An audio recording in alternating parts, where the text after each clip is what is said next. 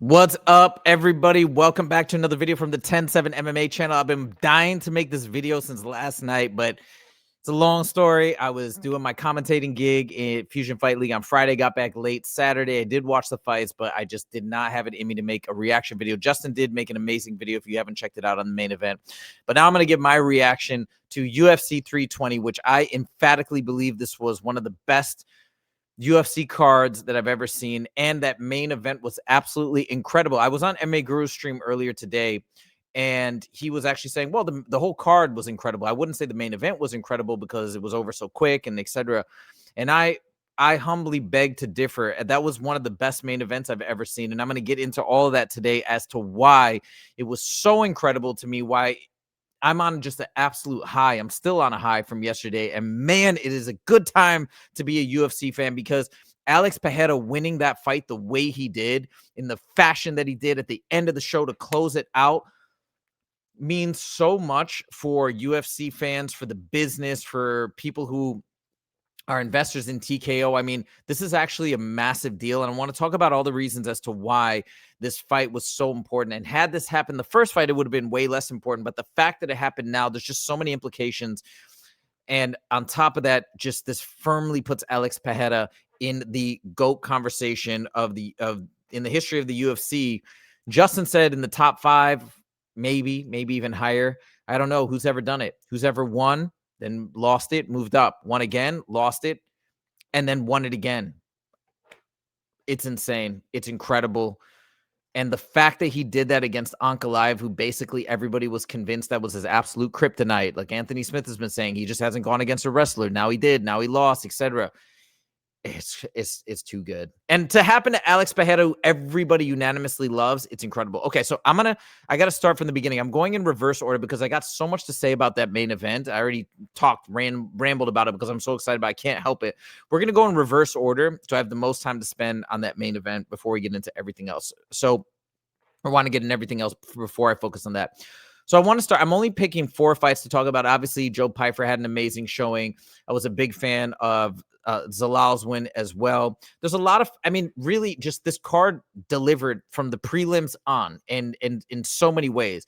But I want to talk about the things that really stood out to me and got me truly, truly excited as a UFC fan. This was another fight that, say what you will about Justin Jaynes, weird approach at the beginning. It seemed like he was afraid of Gautier, which I understand because the dude is terrifying. He was dancing around the outside and he just was not engaging for a while. I think he was waiting for his time to get a shot, but dude, the power in this guy, in Ateba Gautier, he looks like a superhero, and he seems to fight like one too. I don't even know at one point, I don't know what happened. It just with pure strength when Justin Jaynes had him up against the fence, was trying to grapple with him. It seemed like Ateba Gautier just grabbed him and removed him and pushed him down and positioned him on the ground, then did the ground and pound and finished him off. In fact, what I think did happen is he landed a heavy elbow. I think after they looked at the replay, you could see an elbow land, and that's what really hurt Justin Jaynes. Then he was able to just remove him and take him down. But the bigger point is that this is a round 1 knockout. He was a minus 1,800 favorite, and I don't think he disappointed. He came in and he did what he had to do.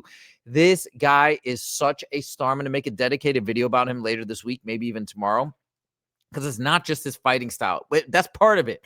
But it's the whole shebang. It's the whole personality. He's just this mild-mannered, really chill, calm guy, very intelligent. He loves IT, okay? That's his hobby, IT. He loves mathematics, physics. He wants to be a lifetime learner, and he says he'll continue to learn and to grow as a human being while he pursues this goal of fighting. 23, just so wise beyond his years and already so focused, training with Laurel Murphy in the UK, and he's Cameroonian, like Francis Ngannou. Okay, so he's like a new Francis Ngannou, but even Justin obviously trains with Francis. It's not a negative towards Francis, but he's just saying he's way, way better, leaps and bounds ahead of Francis in terms of technique.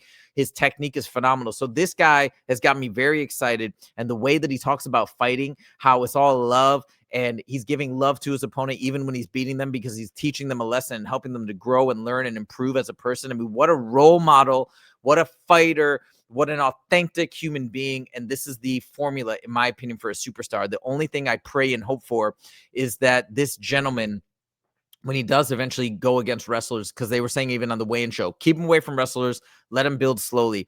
But when he does get to that point, he's ready to defend the takedowns. He's ready to fight it off, or maybe he's even ready to engage at that point because he's started training. He's training with an amazing gym at the ripe age of 23 in the UFC. He's got to have good training partners. I'm sure they're teaching him the ins and outs of every facet of mixed martial arts. So who knows? In 3-4 years, when this guy's 26, 27, this guy might have such a well-rounded game. Oh my God, with the genetics that he has and the work ethic and the mindset, it's just so exciting to watch this guy. So this is the beginning of what makes this card so exciting. Somebody like this that can just be an absolute megastar. We get to see him again have a tremendous performance and start out in this amazing way. It was amazing. All right. Now, by the way, I was watching all these fights on the plane because I was flying back from Montana. So I saw this on the plane. Thankfully, Alaska Airlines, shout out. We had a great connection.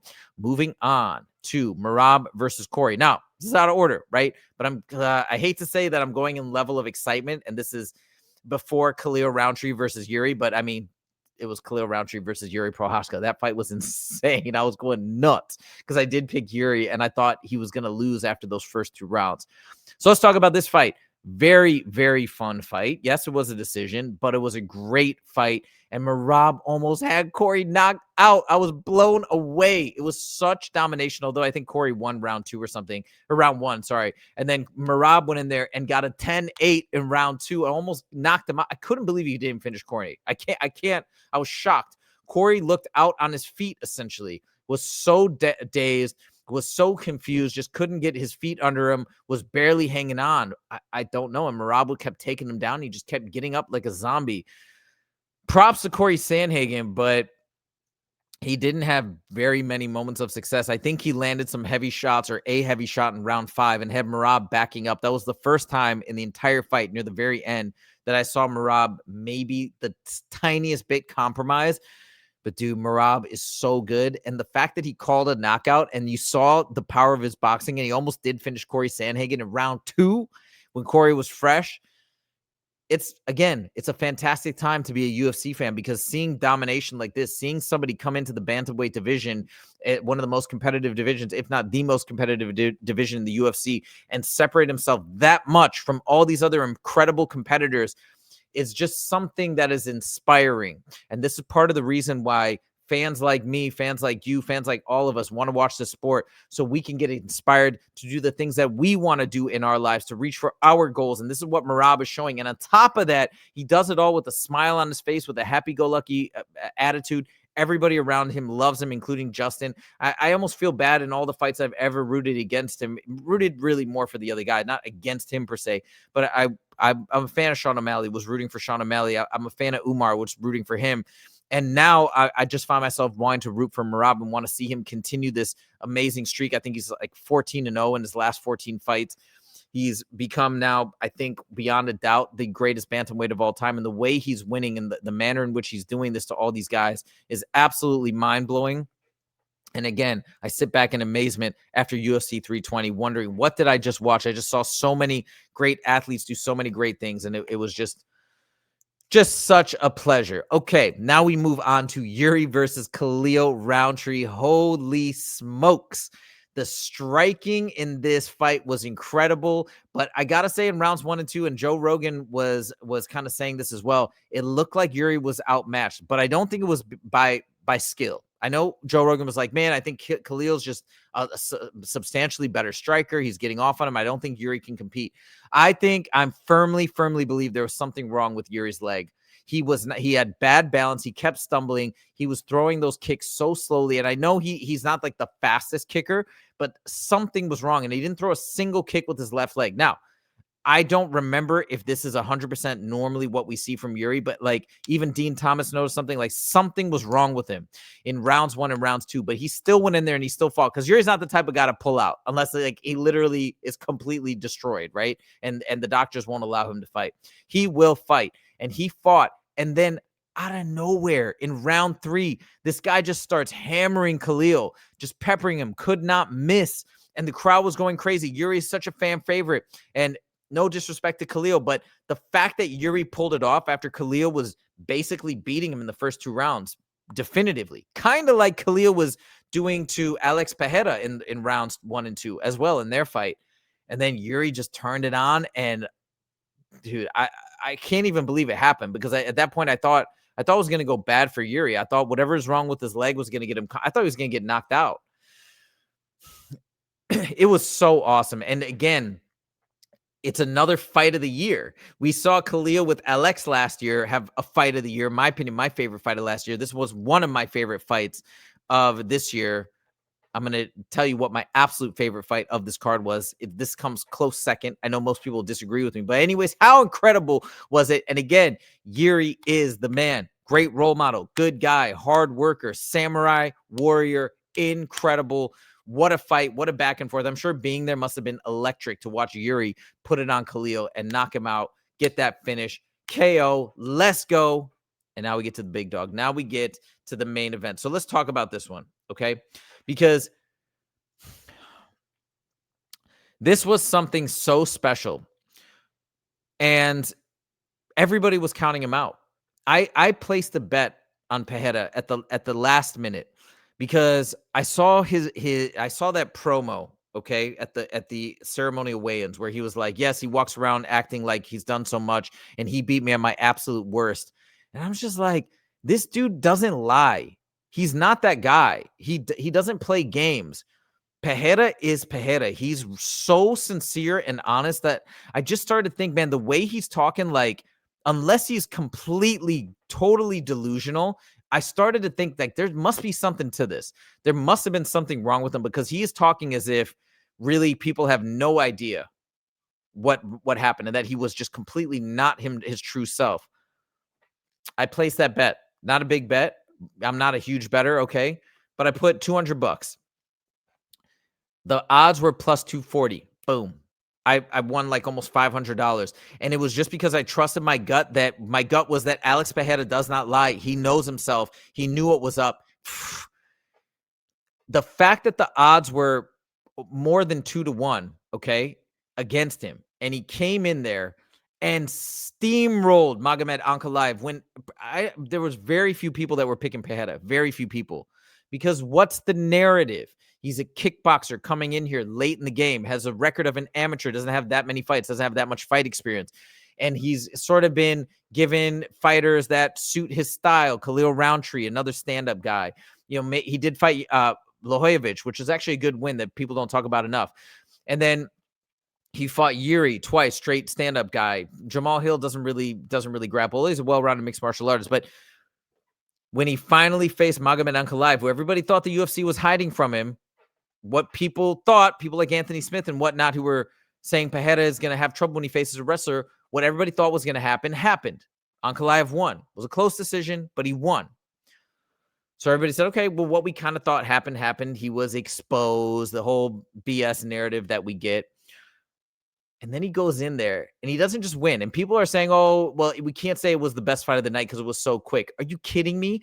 Nobody saw that coming. He went in there, forward pressure, which he doesn't exactly do, just came at him, jacked the leg up so he had to switch his stance, pushed him against the cage, got him in that superior position where you do not want to be against Alex Pereira. That's the place where when you're not moving or your back is against the fence, you're in big trouble. And he just laid into him, dropped him. Ankalaev goes for a panic shot. And then Pereira just lays on the most brutal ground and pound, which I haven't seen that type of a ground and pound from Alex Pereira. I don't think in any fight. I could be wrong, but where he gets on top and mounts and then bow, bow, bow, 12-6 elbows to the point where, yes, he was covering up.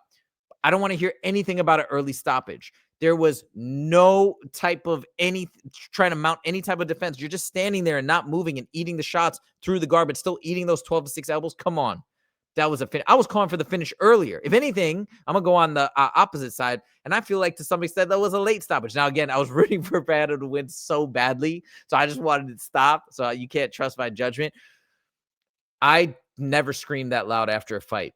Even when they announced Khamzat to win, because obviously it was like a different fashion when he won. I was so excited when Khamzat won the belt and beat DDP, but it was a whole different thing. I kind of knew it was going to happen. It was drawn out. It was the decision, etc. But this, I was blown away. I did not expect it.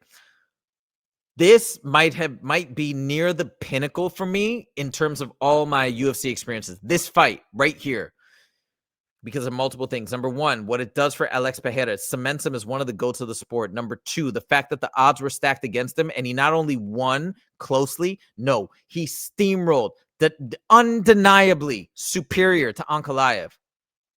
Number three, he showed that you can come in late in the game and be a superstar athlete and just an amazing learner and student of the game and progress beyond exponentially. Okay, giving us all hope and inspiration. Is there another reason in there? I don't know. Anyways, man, I felt like I had another one and I just lost it. But the point is we come to this amazing moment where now everybody's putting him into this conversation of one of the GOATs of the sport, getting the belt, losing it, getting it, losing it, getting it again. When has that been done? Maybe it's been done before, but I don't believe it ever has. I think we're in new territory, and this guy's incredible. Oh, last thing, the other thing that people were counting about. Oh, but by the way, he's getting up there. He's 38, about to be 38 or whatever. I think he's 38 or about to be 38. Ankalaev is in his prime, 33. Alex is done, blah, blah, blah, all this BS. Nah. All of it's out the window. This guy proved everybody wrong. How sweet, how amazing. Couldn't be happier. Couldn't have happened to a better person, a better human being. Absolutely incredible.